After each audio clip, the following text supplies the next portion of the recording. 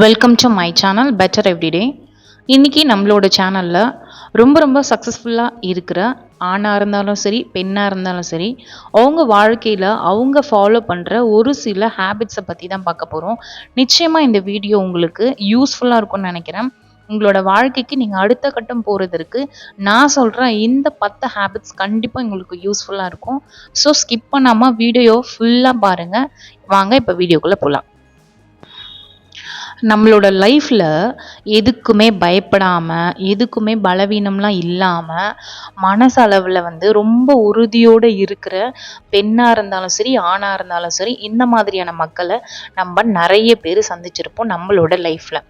அவங்க அவங்களோட தோல்வியை சவாலாக எடுத்துட்டு எதிர்த்து நிற்கிறாங்க. அவங்களுக்கு நடந்திருக்க அந்த அவமானத்தெல்லாம் அவங்க அதை அக்செப்ட் பண்ணிக்கிறாங்க. ஒரு நாளும் எனக்கு இது நடந்துருச்சு, எனக்கு இந்த மாதிரி நான் தோற்று போயிட்டேன், எனக்கு இந்த மாதிரிலாம் அவமானப்படுத்திட்டாங்கன்னு சொல்லிட்டுன்னு அவங்க போயிட்டு ஒரே இடத்துல உட்காந்துட்டு முடங்கிக்கிட்டு இருக்கிறதே கிடையாது. ஸோ அவங்க அதை ஃபேஸ் பண்ண தயாராக இருக்காங்க. அப்படிப்பட்ட ஆணாக இருந்தாலும் சரி பெண்ணாக இருந்தாலும் சரி அவங்கள இந்த மாதிரி அன்ஸ்டாப்பபிள் உமன் ஆர் மென்னா அவங்கள உருவாக்குறது என்னன்னு நீங்கள் நினைக்கிறீங்க? ஒரு விலை உயர்ந்த பொருளோ இல்லை அவங்களோட நேரமோ அதெல்லாம் கிடையவே கிடையாது. இதுக்காக அவங்க ஸ்பெண்ட் பண்ணுற காஸ்ட்லியான திங்ஸோ இல்லை டைமோ கிடையவே கிடையாது. அவங்களோட குட் ஹேபிட்ஸ் தான், அவங்களோட பழக்க வழக்கங்கள் தான் இன்னைக்கு அவங்க இந்த சமுதாயத்தில் ஒரு அன்ஸ்டாப்பபிளான உமனாவோ இல்லை மென்னாவோ இருக்கிறதுக்கான காரணம். அப்படி எந்த பழக்க வழக்கங்களை அவங்க ஃபாலோ பண்ணுறாங்க, அந்த பழக்க வழக்கங்கள் தான் அவங்கள இந்த நிலைமைக்கு கொண்டு வந்திருக்கா அப்படின்றத பற்றி தான் இந்த வீடியோவை நம்ம ஃபுல்லாக பார்க்க போகிறோம். ஒவ்வொரு ஹேபிட்டாக உங்களுக்கு சொல்கிறேன். நிச்சயமாக இது உங்கள் லைஃப்பில் ஒரு இம்பேக்டை க்ரியேட் பண்ணணும்னு நான் நினைக்கிறேன். வீடியோவை ஸ்கிப் பண்ணாமல் பாருங்கள். First habit அவங்களோடது, they said boundaries without guilt. அதாவது ஒரு விஷயத்துக்கு அவங்க நோன்னு சொல்லும் போது அவங்களுக்கு எந்த ஒரு குற்ற உணர்வுமே இருக்காதான். ஒரு விஷயத்த அவங்க நோன்னு சொல்கிறாங்கன்னா ரொம்ப கிளாரிட்டியாக கிளியராக தெளிவாக நோ, என்னால் அதை செய்ய முடியாதுன்னு சொல்லிடுவாங்க. ஆனால் நம்மலாம் என்ன பண்ணுவோன்னா ஒரு விஷயத்துக்கு நோன்னு சொல்கிறதுக்கு ரொம்ப யோசிப்போம். நோன்னு சொன்னால் அவங்க என்ன நினச்சிப்பாங்களோ, அவங்க நம்மளை தப்பாக எடுத்துப்பாங்களா, இதை நம்ம செய்ய முடியாதுன்னு சொல்லிட்டோன்னா என்ன ஆகும், அப்படியெல்லாம் நம்ம யோசிப்போம். பட் அவங்க அந்த மாதிரிலாம் யோசிக்கவே மாட்டாங்களாம். நோனா நோ அப்படின்னு சொல்லிட்டுன்னு எந்த வித கில்ட்டும் இல்லாமல் ஒரு விஷயத்துக்கு அவங்க நோ சொல்லிட்டுன்னு வந்துட்டே இருப்பாங்க. இது அவங்களோட first habit. And second thing they choose growth over comfort. அதாவது அவங்களோட க்ரோத்தை மட்டும்தான் அவங்க மெயின் கான்ஃபிடென்ஸாக மெயின் கோலாக அவங்க வச்சுட்டு இருப்பாங்க. எதுக்குமே ஒரு ஸ்டேபிளான ஒரு மைண்ட் செட்டோடவே அவங்க இருப்பாங்க. குழப்பிக்கிட்டோ இந்த மாதிரிலாம் அவங்க இருக்கவே மாட்டாங்க. ஒரு கம்ஃபர்ட் ஜோனில் அவங்கள அவங்க வச்சுக்கவே மாட்டாங்க. அவங்களோட கோல் என்னவோ அதை அடையிறதுக்கு என்னென்னலாம் வழி இருக்கோ அதெல்லாம் அவங்க கம்ஃபர்ட் ஜோன்லேருந்து வெளியில் வந்து அதை அடையிறதுக்கு என்ன பண்ணணுமோ அதை அவங்க பண்ணுவாங்க. They don't stuck in the comfort zone. இதுதான் அவங்களோட second habit. And third no need for validation. அதாவது அவங்க மற்றவங்களோட ஒப்புதலுக்காக வெயிட் பண்ணிட்டு இருக்க மாட்டாங்க. அவங்களே ரொம்ப நம்புவாங்க. அதாவது தே நோ தர் ஒர்த். அவங்களோட மதிப்பு என்னன்னு அவங்களுக்கு தெரியும். அடுத்தவங்க கிட்ட நம்ம அப்ரூவல் வாங்கணும். இது சரியா இருக்கா, நான் பண்ண போற அந்த பிளான் கரெக்டா, நான் பண்ண போறது சரியா இருக்கா, நான் பண்ணது சரியா இருக்கான்னு சொல்லிட்டுன்னு அடுத்தவங்க கிட்ட அவங்க அப்ரூவல் வாங்குறதுக்காக அவங்க எப்பவுமே வெயிட் பண்ண மாட்டாங்க.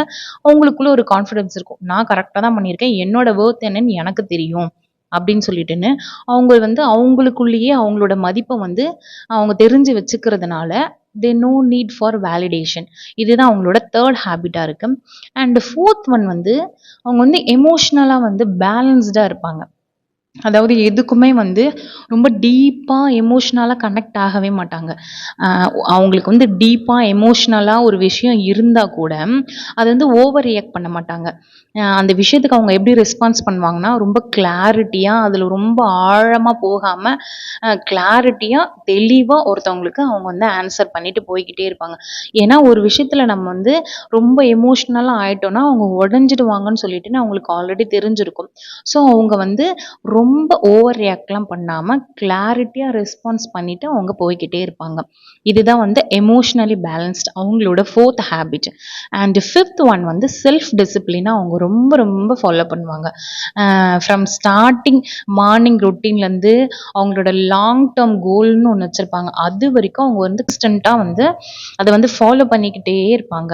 அதாவது எப்படி சொல்கிறதுனா, இப்போ காலையில் 5 o'clock நான் எழுந்துக்கணும்னு அவங்க ஒன்ஸ் வந்து முடிவு பண்ணிட்டாங்கன்னா, அவங்க கோலை அச்சீவ் பண்ணுற வரைக்கும், அது லாங் டேர்ம் கோலோ ஷார்ட் டேர்ம் கோலோ எனிதிங், அதை அச்சீவ் பண்ணுற வரைக்கும் அந்த கன்சிஸ்டன்ட்டியை வந்து அவங்க வந்து அப்படியே ஃபாலோ பண்ணுவாங்க. 5 o'clock எழுந்துக்கணும்னா நான் 5 o'clock தான் எழுந்துப்பேன். என்னோட கோலை ரீச் பண்ணுற வரைக்கும் நான் இந்த மாதிரியான ரொட்டீன்ஸ் தான் ஃபாலோ பண்ணுவேன்னா, அந்த மாதிரியான ரொட்டீன்ஸ் எல்லாம் அவங்க ஃபாலோ பண்ணிகிட்டே தான் இருப்பாங்க. அவங்களுக்கு வந்து அந்த செல்ஃப் டிசிப்ளின் அப்படின்றது ரொம்ப ரொம்ப முக்கியம். ஸோ அவங்க வந்து அதை கன்சிஸ்டண்ட்டாக ஃபாலோ பண்ணிக்கிட்டே இருப்பாங்க. இதுதான் வந்து அவங்களோட 5th habit. And 6th one வந்து growth ஃப்ரம் கிரிட்டிசிசம். இப்போ என்ன பண்ணுறதுன்னா, சில பேர் வந்து கிரிட்டிசிசம் கேட்டாலே உடஞ்சி போயிடுவாங்க. ஐயோ என்ன அவங்க என்ன இப்படி சொல்லிட்டாங்களே, நான் அப்படியா நான் இப்படியா பண்ணிட்டேன் அப்படின்னு சொல்லிட்டுன்னு நம்மள சில பேர் வந்து உடஞ்சி போயிடுவோம். பட் இந்த மாதிரியான மக்கள் வந்து எப்பவுமே வந்து ஹர்ட் ஆகவே மாட்டாங்க. ஒருத்தவங்க கிரிட்டிசைஸ் பண்ணிட்டாங்கன்னா, அந்த கிரிட்டிசைஸ்லேருந்து அவங்க என்ன கற்றுக்குறாங்க, அதுலேருந்து நம்ம எப்படி வெளியில் வரணும், அதுலேருந்து நம்மளை எப்படி நம்ம வளர்த்துக்கணும் அப்படின்றத மட்டும்தான் அவங்க யோசிப்பாங்க. ஸோ அவங்க வந்து they don't get hurt by criticism, they learn and evolve. அதுலேருந்து எப்படி கற்றுக்கிட்டு நம்மளை வளர்த்துக்கணும் அப்படின்றத மட்டும்தான் அவங்க யோசிப்பாங்க. இதுதான் வந்து அவங்களோட 6th habit. And 7th one வந்து பாசிட்டிவ் சர்க்கிள் ஒன்லி. அதாவது அவங்கள சுற்றி வந்து ஒரு பாசிட்டிவான பீப்புளை மட்டும்தான் அவங்க வச்சுக்கிட்டே இருப்பாங்க. நெகட்டிவான பீப்புள் கிட்டேருந்து அவங்க எப்பவுமே வந்து தள்ளியே தான் இருப்பாங்க. அவங்கள பற்றி பாசிட்டிவாக பேசுறது, அவங்களுக்கு எனி டைம் வந்து ஒரு மோட்டிவேட் பண்ணுறது, அவங்கள எப்பவுமே ஒரு பாசிட்டிவ் வைபோடே வச்சுருக்க மக்கள் கூட மட்டும்தான் அவங்க வந்து ரொம்ப நெருக்கமாக இருப்பாங்களாம். நெகட்டிவான பீப்புள் கிட்டேருந்து அவங்க எப்பவுமே தள்ளியே தான் இருப்பாங்களாம். இதுதான் வந்து அவங்களோட 7th habit. And 8th one வந்து இதுதான் ரொம்ப ரொம்ப முக்கியமான ஹேபிட். நம்மள நிறைய பேர் இதை பண்ணுறதுக்கு தவறிடுறோம். ஆனால் அவங்க இதை கண்டிப்பாக ஃபாலோ பண்ணுவாங்க. என்னதுன்னா, டேக்கிங் ரெஸ்பான்சிபிலிட்டி. அதாவது நம்மள என்ன நிறைய பேர் பண்ணுவோம்னா, ஒரு தப்பு நடந்துருச்சுன்னா அதை வந்து எப்படி அடுத்தவங்க ப்ளேம் பண்ணலாம் அப்படின்ட்டு தான் யோசிப்போம். இப்போ ஃபார் எக்ஸாம்பிள் சொல்கிறேன், ஒரு ஆஃபீஸில் ஏதோ ஒரு தப்பு நடந்துருச்சுன்னு வச்சுக்கோங்க. இல்லை அவள் இந்த மாதிரி பண்ணதுனால தான் இது மாதிரி ஆயிடுச்சு அப்படின்னு சொல்லிட்டு நம்ம அடுத்தவங்களை ப்ளேம் பண்ணுறதுக்கு தான் அதிகமாக யோசிப்போமே. ஆனால் அவங்க அது அப்படி கிடையவே கிடையாதான். They don't blame others. அவங்க வந்து அவங்க ரெஸ்பான்சிபிலிட்டி எடுத்துப்பாங்க. ஓகே, அடுத்தவங்களை குறை சொல்லாமல் இது என்னால் தான் நடந்தது, என்னோட கவனக்குறைவால் தான் இது நடந்துச்சு, ஸோ நெக்ஸ்ட் டைம் இதை நான் தான் கரெக்ட் பண்ணிக்கணும் அப்படின்னு சொல்லிட்டுன்னு அவங்களுக்கே தான் வந்து ரெஸ்பான்சிபிலிட்டி எடுத்துப்பாங்க. அடுத்தவங்களை அவங்க எப்போதுமே குறை சொல்ல மாட்டாங்க. இதுதான் ஒரு முக்கியமான ஹேபிட் அவங்கக்கிட்ட இருக்கிறது. அண்ட் 9th ஒன் வந்து ரெஸ்டிங் வித்தவுட் கில்ட். இதை நான் எப்படி சொல்கிறதுனா, சில பேர் வந்து நான் ரொம்ப சக்ஸஸ்ஃபுல்லாக மேனாக இருக்கணும், சக்ஸஸ்ஃபுல் விமனாக இருக்கணும் அப்படின்னா உழைச்சிக்கிட்டே இருப்பாங்க. ரெஸ்ட்டே இல்லாமல் உழைக்கிறவங்களெலாம் நான் நிறைய பேர் பார்த்துருக்கேன். நிறைய நான் வந்து சாதிக்கணும், நான் நிறைய அச்சீவ் பண்ணணும் அப்படின்னு சொல்லிட்டு ரெஸ்ட்டுன்ற ஒன்றை வந்து அவங்க லைஃப்லேருந்தே அவங்க ரிமூவ் பண்ணிடுவாங்க. அதாவது குறைவான ரெஸ்ட் எடுக்கிறது, 2-3 ஹார்ஸ் தூங்குறது, இந்த மாதிரியான இதுவெல்லாம் நிறைய பேர் பண்ணியிருக்காங்க. என்னோடய லைஃப்பில் அந்த மாதிரியான மக்களையும் நான் சந்திச்சிருக்கேன். ஸோ ஆனால் இந்த மாதிரியான விஷயத்த அவங்க கண்டிப்பாக வந்து அக்செப்ட் பண்ணிக்கவே மாட்டாங்களாம், தவிர்த்துடுவாங்க. அதாவது எப்போ ஓய்வெடுக்கணும், எப்போ ரெஸ்ட் எடுக்கணும்னு அவங்களுக்கு நல்லா தெரியும். ஓய்வெடுக்க வேண்டிய நேரத்தில் அவங்க ஓய்வெடுப்பாங்க. அவங்க கோலை நோக்கி போக வேண்டிய நேரத்தில் அவங்க கண்டிப்பாக அவங்களோட கோலை நோக்கி போகிறதுக்கான வேலைகளையும் ஒரு பக்கம் தொடர்ந்து செஞ்சுக்கிட்டே இருப்பாங்க. ஸோ ரெஸ்டிங் வித்தவுட் கில்ட், இது வந்து அவங்களோட 9th habit. And finally 10th one, living with purpose. நம்மள சில பேர் வந்து எதுக்கு வாழுறோம், ஏன் வாழுறோன்னே தெரியாமல் வாழ்ந்துகிட்டு இருப்போம். அவங்க அப்படிலாம் கிடையாது. அவங்களுக்குன்னு ஒரு பர்பஸ் இருக்கும். என்னோட கனவு இதுதான், என்னோட நோக்கம் இதுதான், இதை நோக்கி தான் நான் போய்கிட்டு இருக்கேன், என்னோட பாதையில் நான் சரியாக போய்கிட்டே இருக்கேன் அப்படின்னு சொல்லிட்டுன்னு அவங்க ஒரு மிஷன் வச்சுருப்பாங்க, லைஃப் மிஷன். அது கரெக்டாக அலைன் பண்ணிவிட்டு அது வழியாக தான் அவங்க போவாங்களே.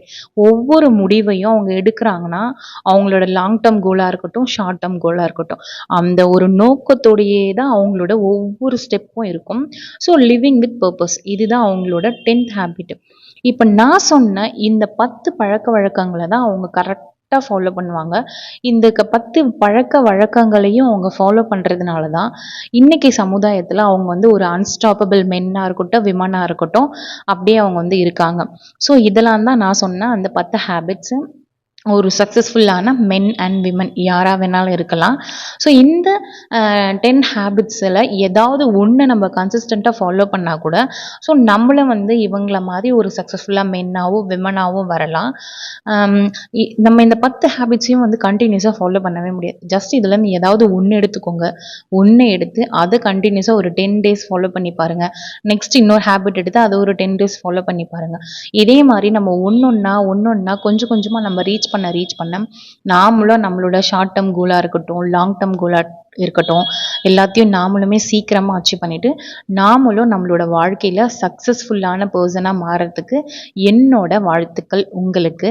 ஓகே, இந்த 10 ஹேபிட்ஸும் உங்களுக்கு ரொம்ப ரொம்ப பிடிச்சிருந்துச்சுன்னா வீடியோவை லைக் பண்ணுங்கள், மறக்காமல் சேனலை சப்ஸ்கிரைப் பண்ணிக்கோங்க, உங்கள் ஃப்ரெண்ட்ஸுக்கு இந்த வீடியோவை ஷேர் பண்ணுங்கள். நெக்ஸ்ட்டு நான் இதை விட ஒரு சூப்பரான வீடியோவில் வந்து உங்களை மீட் பண்ணுறேன். தேங்க்யூ.